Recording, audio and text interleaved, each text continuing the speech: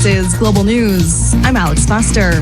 With days left of the United Nations COP28 Climate Summit, there is still no consensus on the future of fossil fuels. And major energy producers, including OPEC, the Organization of the Petroleum Exporting Countries, are pushing back on any commitments to end the use of oil and gas. Heather Urix-West has more on the impasse.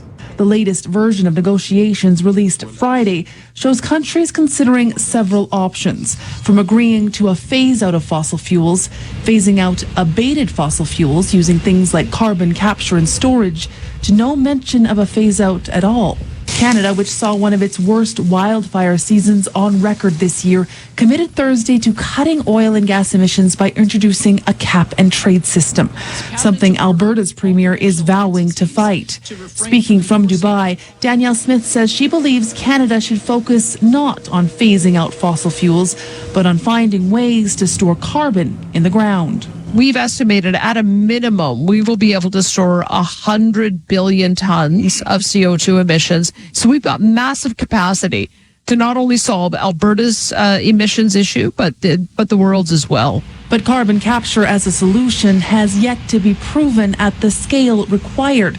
And the UN Climate Science Panel says it cannot be counted on alone. Heather Urix-West, Global News, Calgary.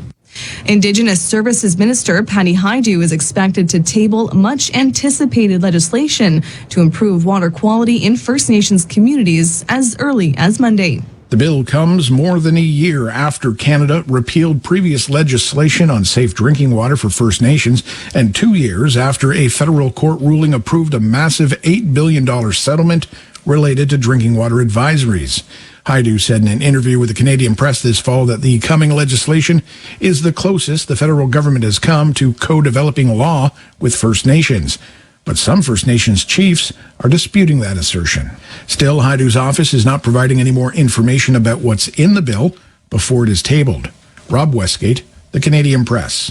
Government officials say the new federal dental insurance plan will be phased in gradually over 2024, with the first claims likely to be processed in May. Canadian Press reporter Brenda Molina-Navidad says details of the $13 billion program are expected to be announced at a press conference Monday morning. The officials told the Canadian Press that applications are expected to open as early as next week, starting with qualifying seniors over the age of 87.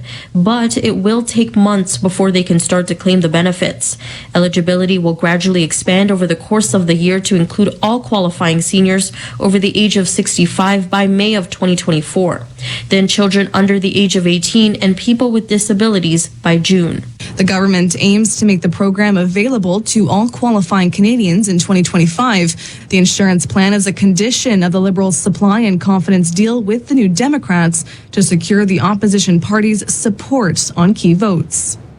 A genetic testing company, 23andMe, is the subject of a proposed Canadian class action lawsuit after the company confirmed hackers were able to gain access to the profiles of nearly 7 million of its users. Kristen Thomason, assistant UBC law professor, says while DNA evidence wasn't part of the leak, a lot of genetic history and medical history was leaked and shared by the hackers. What I find incredibly troubling is it also revealed ancestral information and your connections with others based on shared genetic history. Understandably, it causes concerns about things like insurance premium hikes or other kinds of potential repercussions from having personal health information revealed. From the Global News Desk, I'm Alex Foster.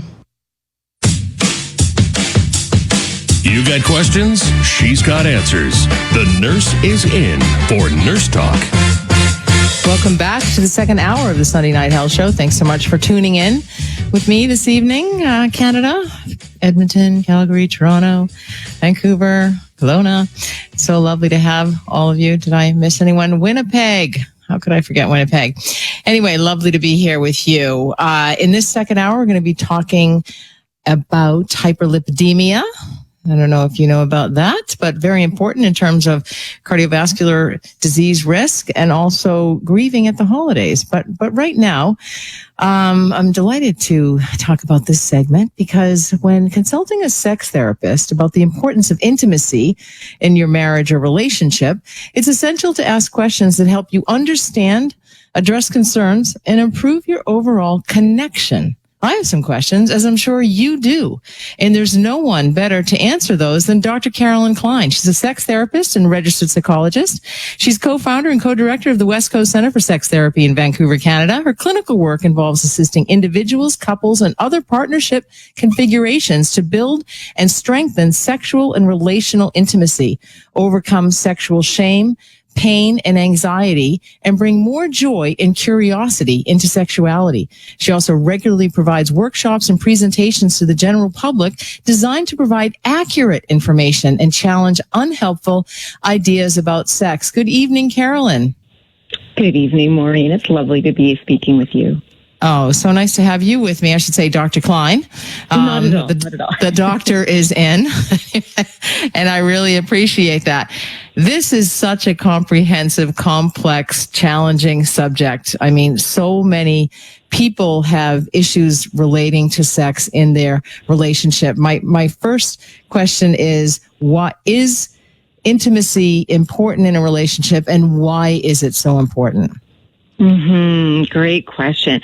So my answer is intimacy is critical for our relationships. I always really love what Dr. Esther Perel says, the famous sex therapist, where she says the quality of our lives is determined by the quality of our relationships. And intimacy, whether it's sexual intimacy, whether it's emotional intimacy, intimacy is really how close we and familiar we are to someone else. And sexual intimacy happens to be one of the forms of intimacy that partnerships often put a lot of value on so that they don't feel like roommates. It's a shared activity that they often will not share with anyone else. So it's very exclusive to that partnership. And so intimacy is so important for us to feel like we are loved just the way we are, that our partners know us and we know them, that we have this more exclusive bond with them. And what are some of the common challenges couples face in maintaining intimacy, especially as the years go on and the boredom may rise with the same person, which is a common complaint I see in my clinical practice? And how can people overcome those? Yeah. So I will say the very first biggest problem or hurdle we have is that we are still very much in a place in most societies where we don't talk openly about sex, which makes it really hard for partnerships, couples to actually evolve their sexual intimacy, for it not to become stale and boring because they don't talk very openly about it. And like you're saying, the problem is it becomes very stale whenever we do anything over and over and over again the same way. So one of the things I often will say to my clients and when I'm giving talks to the public is I say that desire in the brain works the same for food as it does for sex, as it does for watching a movie. And so I always say that, I love sushi. Sushi is one of my favorite foods. But if I win a gift certificate that allows me to have sushi from my favorite restaurant delivered to me every night for the next 5 years, it's not going to take me probably more than 5 days before I start to get tired of having that same sushi. And so if couples do the exact same thing sexually in the same way, at the end of the night, they brush their teeth, they wash their face, they climb into bed, they do things in the same order, they kiss here, touch there. Over time, it's really hard for the brain to desire the same thing repeatedly. So the key is for couples to communicate, and the key is for couples to find ways within their morals and values to bring in novelty and newness, just like they do with the non-sexual parts of their intimacy. Just like you might not go to the same place every year to travel, you don't want to go to the same place sexually every time you're together with your partner. And, it's hard to believe, but it's 2023 and sex is still a taboo subject and there's so much shame associated with it and people are so embarrassed to talk about it. This is what I see. And this is people, 30s, 40s, 50s, 60s, 70s. Well, by 80s, they might start to realize that it's okay to talk about. But it's a hard thing for couples to talk about, even with a clinician, a sex therapist, a healthcare provider, a physician. And it's equally as hard, if not harder, to talk about sex with their own partners. Yet this is the most intimate relationship. Why is that? Yeah, Oh, such a huge question. It's a great question. And I think it's, again, because we don't talk about it enough societally, people don't know if they are normal for what they desire or don't desire, for what their body does or doesn't do. You know, because we don't talk about it openly, everyone's wondering, am I normal? And if I share this, will my partner be appalled? Will they still respect me? Is this okay? And therefore, they keep it hidden because, of course, they don't want to, lose the person who's most important to them in their lives. So I think you're right. Many times we call it intimacy, and yet I often say that sex is sometimes the least intimate thing a partnership does. They know each other so well of what they want in retirement and how they grew up, but they have no idea how they each are actually thinking about sex, wanting sex, etc. Exactly. This is a question that I get in my clinical practice quite a bit, and it's around porn, the use of porn. Men and women both view porn, but oftentimes somebody, typically in the relationship, if it's a heterosexual relationship, the woman considers the man is ashamed that he may view porn, and the woman considers that cheating. What are your thoughts on that? There we have a breakdown in communication. I understand that, and kind of an understanding around it. And there's no talk about this. It may be that the woman suspects it, or the husband has been caught, or the male partner has been caught, or whatever. And it can blow up a relationship. Mm-hmm. It definitely can. I see those cases all the time in our office. You're absolutely right. And I think, just to rewind for a moment to what you were saying, I think you've hit the nail on the head.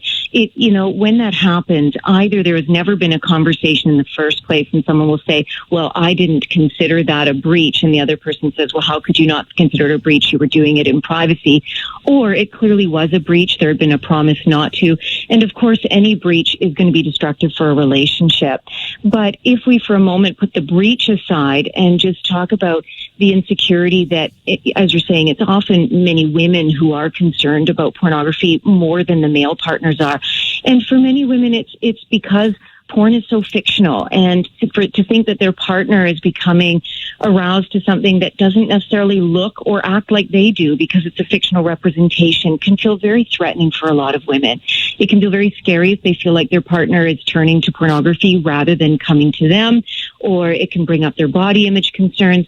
So we've got not only the potential breach of a promise or a commitment, but we also have that porn is not an accurate representation. And if we don't talk openly enough about that and what it means that if it's a man, why he's looking at pornography, what it means for him, because we see so many reasons that people will use pornography, but it often gets all lumped into one in these distressing moments, which is, I'm not good enough and you're looking somewhere else. And that's really hard for people. Very difficult. And something that you mentioned, you said, why isn't he coming to me? Oftentimes I see patients with low sexual desire for a variety of reasons. But they don't actually want, they don't accept the advances of their partner, shall I say. And so the partner often turns to pornography. And so this is another issue where when low sexual desire pervades the relationship and is the elephant in the room, what do you suggest for people to deal with that? And I suppose it's dealing with the sexual desire, but I'll let you answer that. Yeah, great question. I mean, I'll try and keep the answer short because it is, in many ways, the biggest bulk of the work that I do. And so it's a huge topic, but I think it's understanding, what does someone mean by low desire? And what I mean by that is it that they're just not desiring the kind of intimacy that's on offer? Is it always that it's at the end of the day, it's for, in this case, maybe a woman who's got young children, she's also working, she's exhausted, and the only time they have is at 10:30 at night when she's exhausted, and that's when her male partner initiates. And so it gets called low desire, but actually the conditions are really just not conducive for her. And so is it that it is a desire problem, or is it that it is a context problem, and that maybe we can actually tweak some things and figure out some different ways that they can be intimate where suddenly she is in the mood? On the other hand, it is also the case that for some people, sexuality is not huge for their quality of life, so they don't crave it, and they would rather watch their Netflix show. They would rather read their book, or they'd rather play Scrabble with their partner. And so I think it usually is, how do we do a deep dive into why she's not interested? And also, again, what, as you're saying, what is the pornography to him? Is that to him a solution to the problem that he's got no sexual intimacy with his female partner? So first is understanding it, and then seeing, is it something that we can actually fix? Is this something that is truly a desire discrepancy or a context issue? Exactly. And we're going to go to break, but I have a couple of things that I want to talk to you about when we come back. And that is that, does desire come first, as we've always been told? And also, I posted something on Instagram on my story, and it said, "Are you actually really living if you're not scheduling sex?" So I want to talk about scheduling sex when we get back with Dr. Carolyn Klein, my guest, sex therapist and registered psychologist. How's the intimacy in your life? I'm Maureen McGrath. You're listening to the Sunday Night Health Show. You're listening to the Sunday Night Health Show with Maureen McGrath. Welcome back to the Sunday Night Health Show. Dr. Carolyn Klein is my guest. She's a sex therapist and registered psychologist over at the West Coast Center for Sex Therapy in Vancouver, British Columbia. Her work involves assisting individuals, couples, and other partnership configurations to build and strengthen sexual and relational intimacy. And that's exactly what we're talking about. Thanks so much for staying on the line, Dr. Klein. My pleasure. Speaking of pleasure, we are speaking about that. We'll talk about that in a minute. But let's talk quickly about scheduling sex. People are busy today, busy lives. Lots of people have to work inside and outside of the home. A lot of women are doing the lion's share of the work. We're scheduling everything these days. Many apps to assist us with that. Should we be scheduling sex? Yes, but with a caveat. So the short answer is absolutely, like you were just saying, there is no social activity that we don't schedule. We schedule when we're going to go to the gym. You know, it's not like my friends just show up at the door and say, "Okay, it's time to go out for dinner." We've scheduled that, days or even weeks in advance. So how are we going to have this other social activity if we don't put it in our social calendar? The caveat to that is that I always say to my clients that it is not hot to say, "Okay, Friday night, 6:00, pants off, we have to go." That's, pressure, and it feels like duty. So when I say scheduling sex, what I really mean is scheduling time to connect, just like you did early on in dating. You schedule time so that you make sure you have your shower and you feel good in your body, and you come with your breath fresh, and you spend time talking to your partner and connecting over dinner or over a movie or whatever it is, so that probability-wise, you have a higher percentage that it will lead to sexual intimacy. Not every time, but, a much greater percentage than if you're just waiting for sexual desire to fall from the sky while you're vacuuming the house and dealing with emails. So we do need to schedule time for intimacy, yes. We certainly do. I mean, I had so many responses to that story that I put on about, are you actually really living if you're not scheduling sex? And so many messages saying, do people schedule sex? You're kidding. We schedule sex. Sex should be scheduled. I mean, it was unbelievable.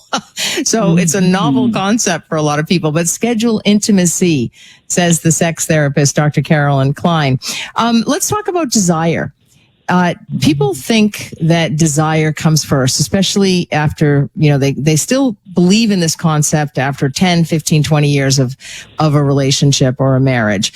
Tell us about desire. Yeah, you're exactly right. That was the long-held thinking, that desire should inherently be kind of coursing through the body as sort of a biologically driven experience.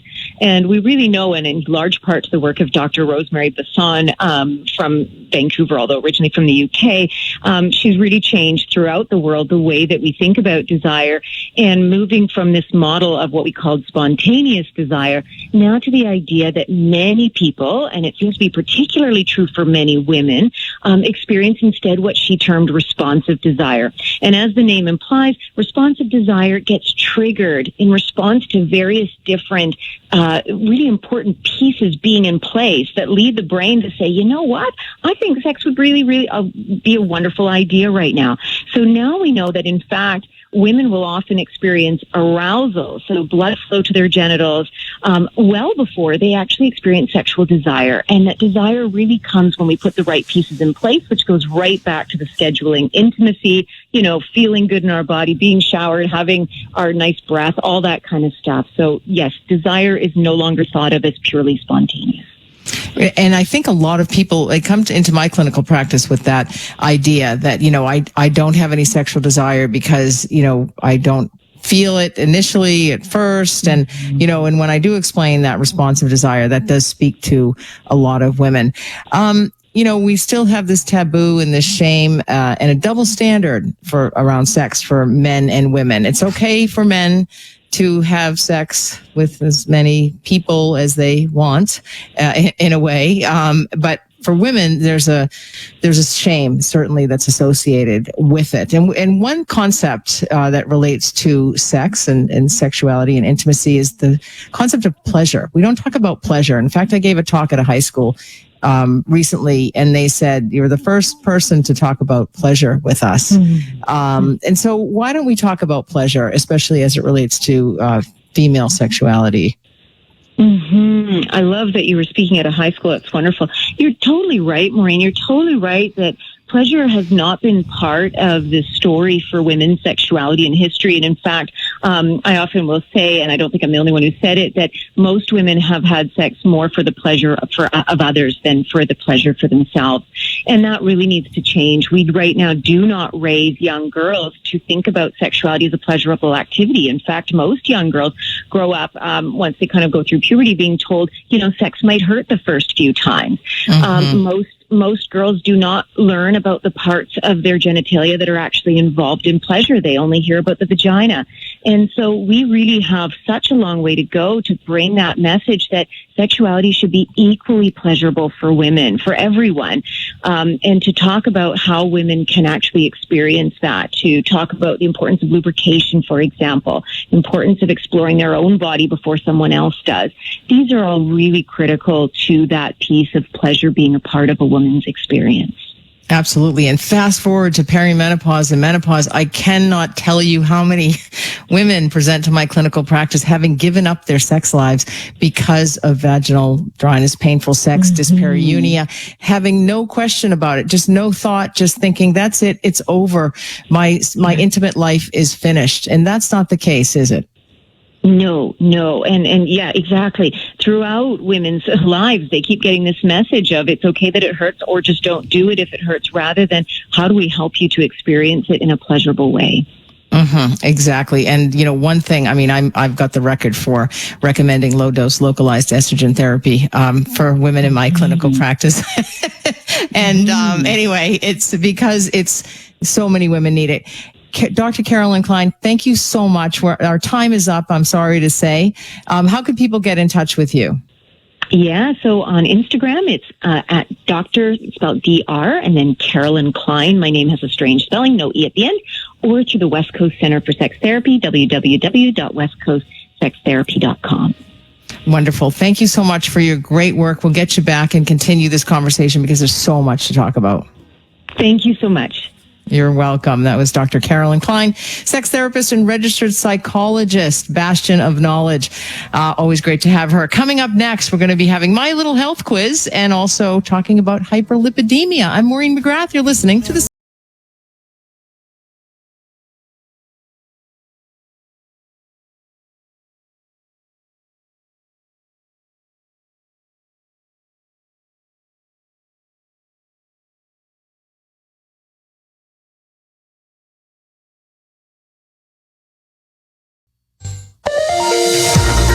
This is Global News. I'm Alex Foster. Canada's pet rescue organizations are struggling to cope with an unprecedented surge in demand as more families abandon their pets due to a high cost of care. Naomi Bargell reports. Deanna Thompson says the Alberta Animal Rescue Crew Society has been begging for help since March when pet abandonment numbers reached new heights. She says the cost of caring for a pet keeps climbing at a time when Canadians are already feeling financially flat and are forced to make tough decisions to get by. It's meant there have been more pets coming through the animal welfare system than it can handle. We're really operating at capacity all the time, and we want to make sure that we have the capacity to care for the animals that we currently have. So we have to turn animals away, unfortunately, or put them on a wait list. According to Rover.com, the cost of owning a dog can go up to around $3,000 a year.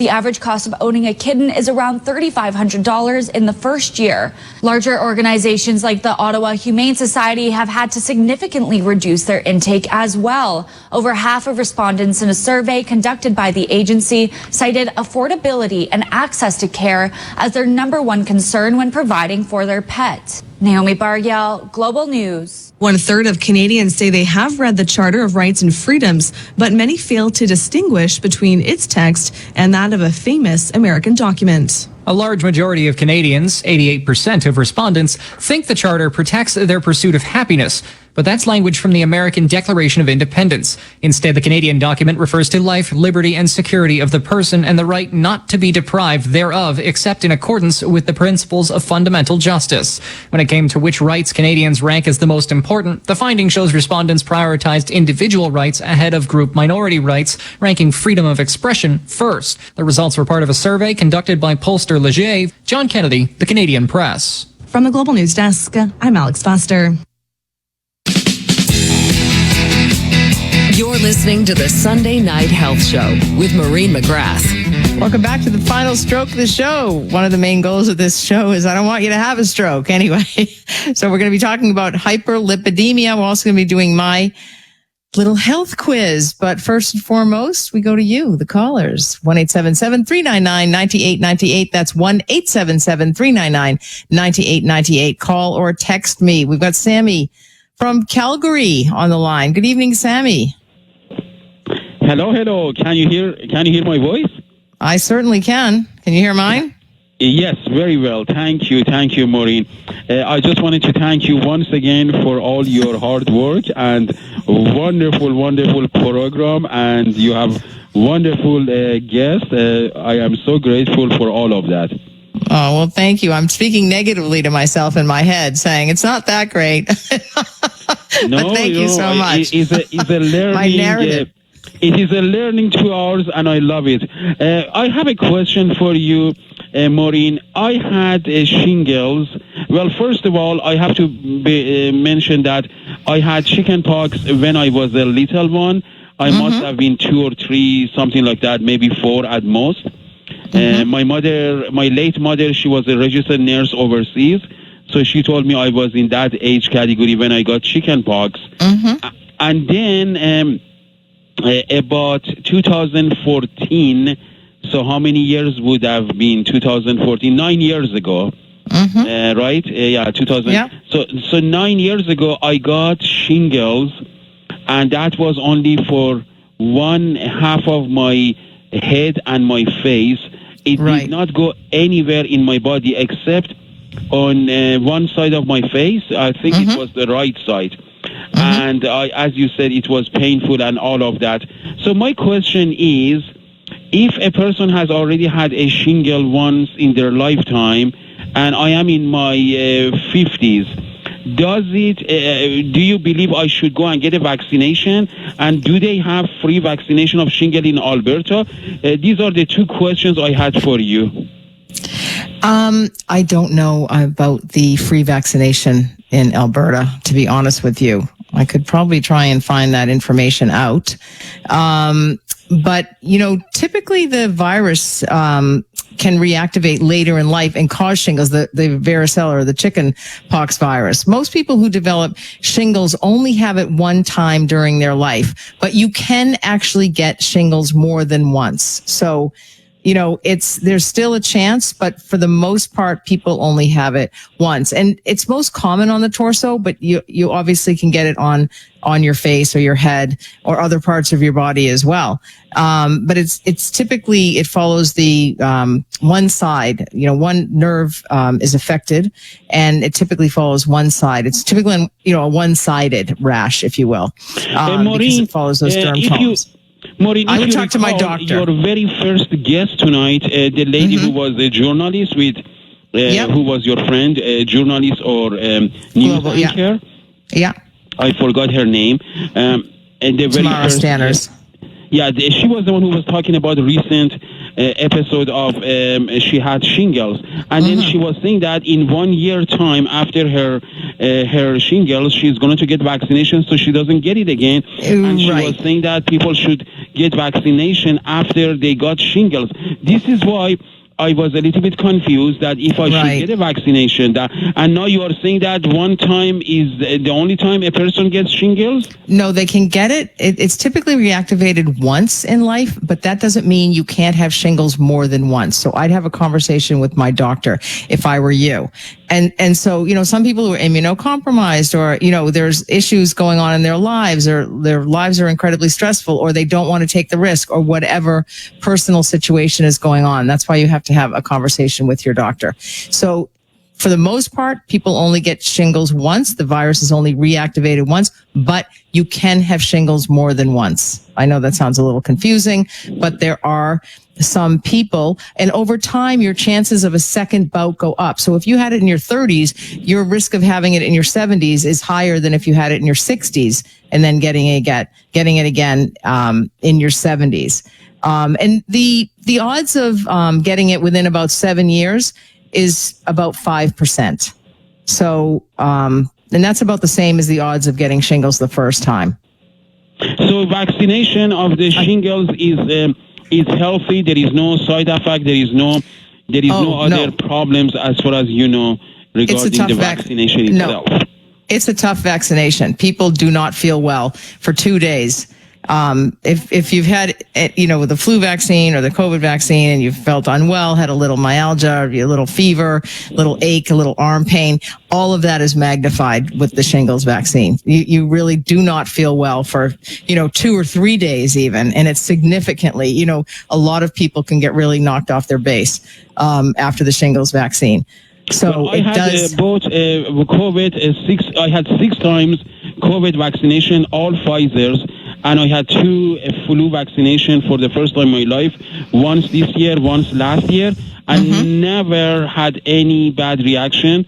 And at the worst, I had one time a sore throat, and that was for half a day or maybe 1 day, the first time I got COVID vaccination. So I guess my body can handle vaccination really good. But then I never had shingles vaccination before. Yeah, but most people get a significant reaction to the shingles vaccine. I see. Yes. Yeah. Well, thank you. Thank you so much. You are so kind with you're very generous with your time. I am so grateful to you. You're so welcome. Thank you so much for tuning in. I'm very appreciative that you're listening and that you're asking the questions. And you know what's so great is the listeners. And here is, I don't have the name of this person. I want to say, I don't know the name, but who is from Alberta and has advised me that shingles vaccinations are not free in Alberta. If people have health benefits, it may be covered. Great information. Thank you so much. Whoever you are, I'm trying to look back to the text messages. Oh, it's Carrie in Edmonton. Thank you so much, Carrie in Edmonton. I can look back and see if you've ever texted me your name in the past. So really appreciate that. I love when listeners help other listeners because I don't know everything. Shockingly. I know you're shocked at that. Yes. I can give you the names of a few people who know that I don't know everything. Anyway, but anyway, we're going to get back to what I promised you. But thanks for your calls. If you have a question, 1-877-399-9898. That's 1-877-399-9898. So I was going to give you a question and I thought, no, you know what? Nobody's going to get it. It's really hard and nobody's going to text in. So maybe that'll be for another time, even though I did already give the answer tonight, but I may not have given this particular reason for that medication. So anyway, but I might give it as a bonus question shortly. But first of all, if you could text in, this is my health question. And I have to confess, I've had a very busy week this week. And so I have not sent out the winner's gift certificate. If you're listening, Yvonne, you won last week and I will get on that tonight or tomorrow morning. I haven't sent that out yet, but I will.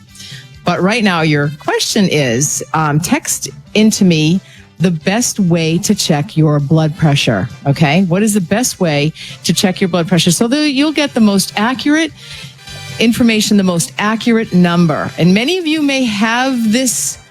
I can give you a little hint. You may have this device and you might do it. And anyway, but that is the question. What is the best way to check your own blood pressure and actually even report on it? 1-877-399-9898. Call or text 1-877-399-9898. We're going to talk about hyperlipidemia, also known as dyslipidemia or high cholesterol. It means you have too much fat in your blood, too many lipids. Your liver is actually what creates cholesterol, and that helps you to digest food and make things like hormones.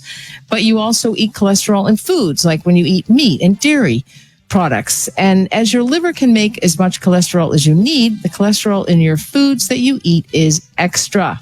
So too much cholesterol, and, depends on what lab you're going, but 200 milligrams to 239 milligrams per deciliter is borderline high, and over 240 or 240 and above is considered high. And it's not healthy because it can create roadblocks in your arteries where blood travels around to your body. And this can damage your organs so that you don't receive enough blood from your arteries. The bad cholesterol, which is the LDL, that should have been my question, is the most dangerous type because it causes hardened cholesterol deposits, or you've probably heard the term plaque, to collect inside of your blood vessels. And it makes it harder for your blood to get through. And that puts you at risk for a stroke or a heart attack.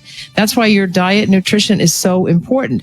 The plaque itself can be irritated or inflamed, and that can cause a clot to form around it. And that's what causes a stroke or a heart attack, depending on where the blockage is.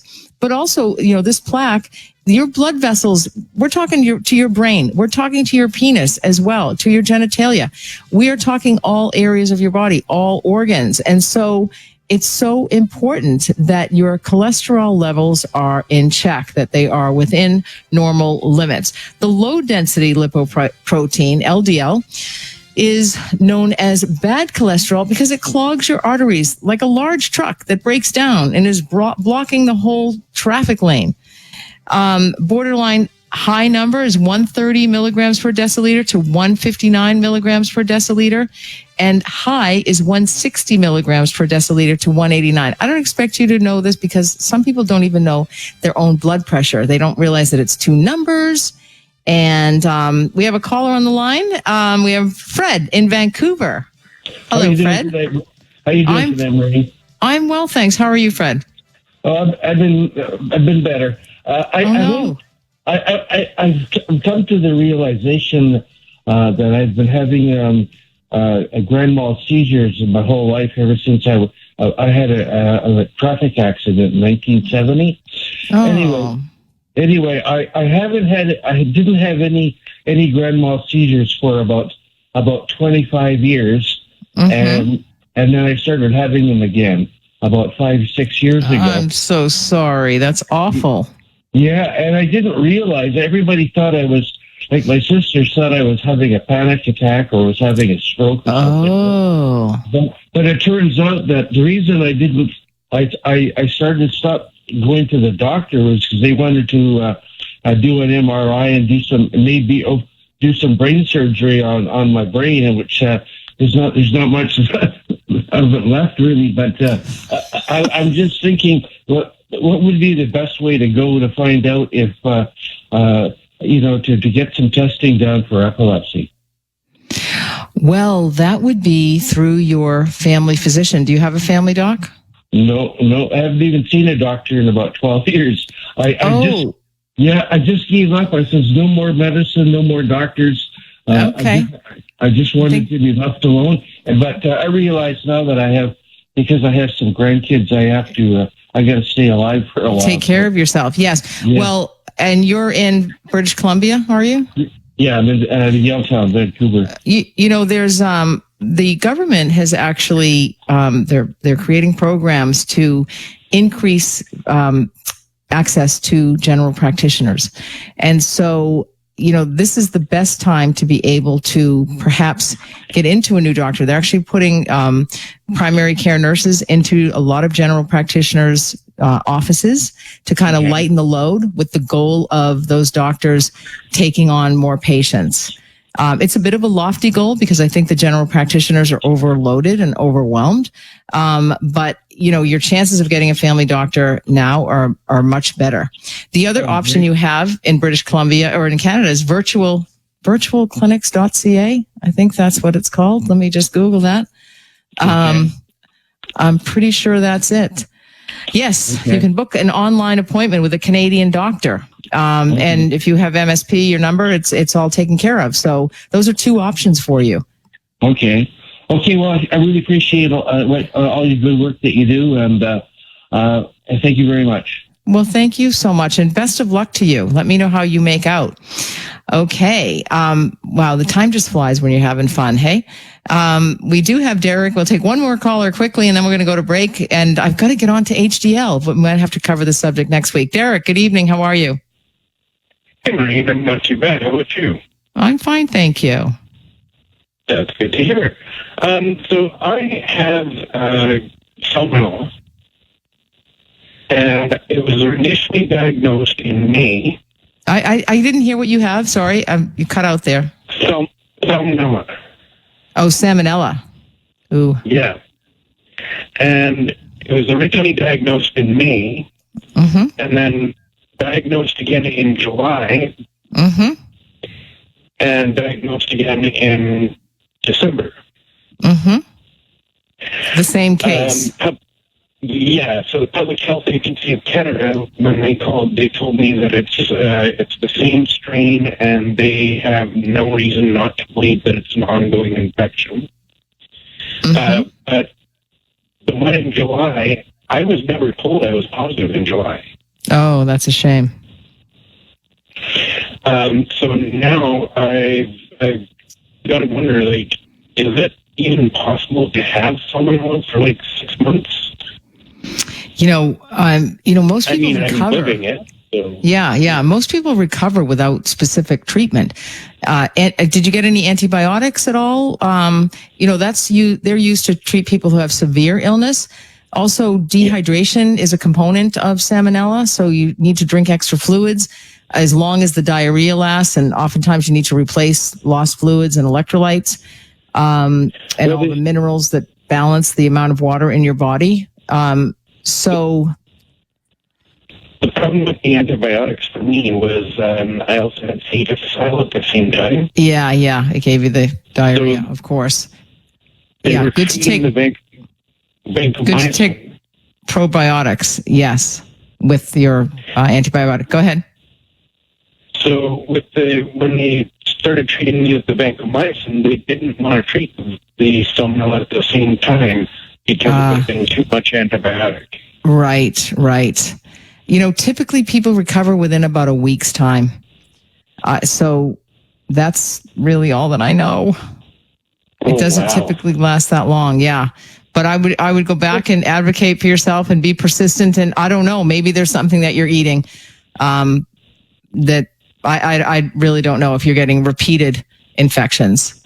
But I got to go to break right now, Derek. I really appreciate your call though, and take care. Get a second opinion. Thanks everybody for texting in 1-877-399-9898. Best way to take and report your blood pressure. Coming up next, I guess I'll finish a little bit of the HDL and then we're moving on to grieving. Not a lot of time when you're having fun. I'm Maureen McGrath. You're listening to the Sunday Night Health Show.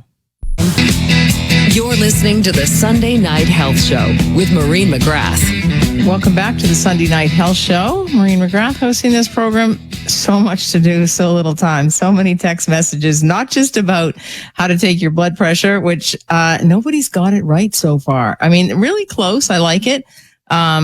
Somebody from Alberta. Sorry, Manitoba. They said the drugstore. Yeah, that's good, but it's not the best.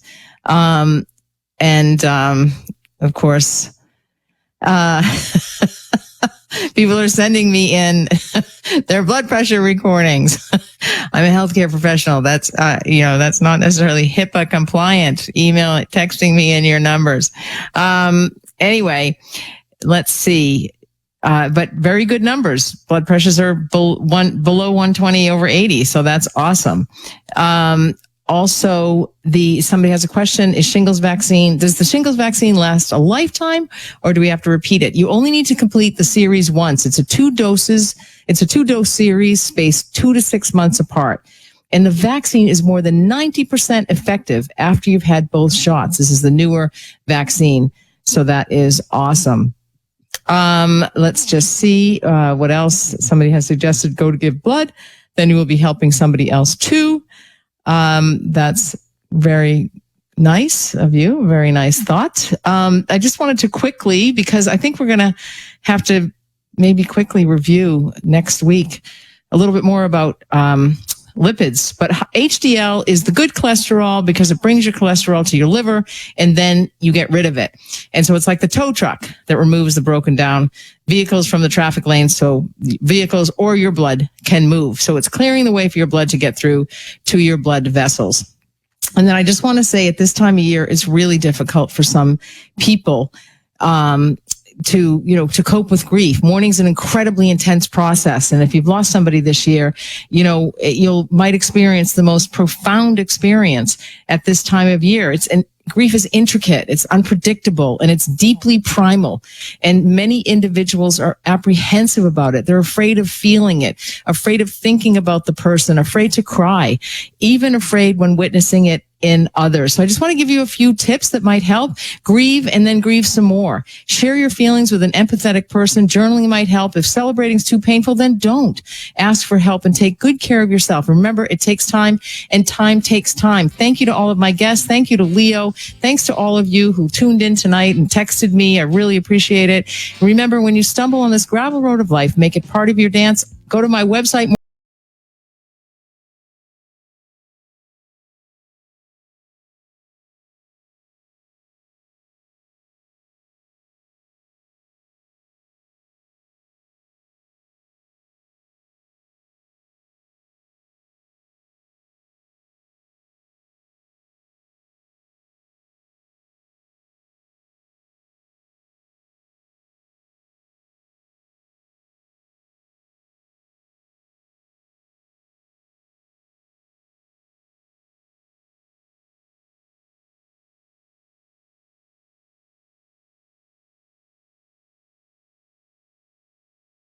Going to give you a deal because you mentioned the radio.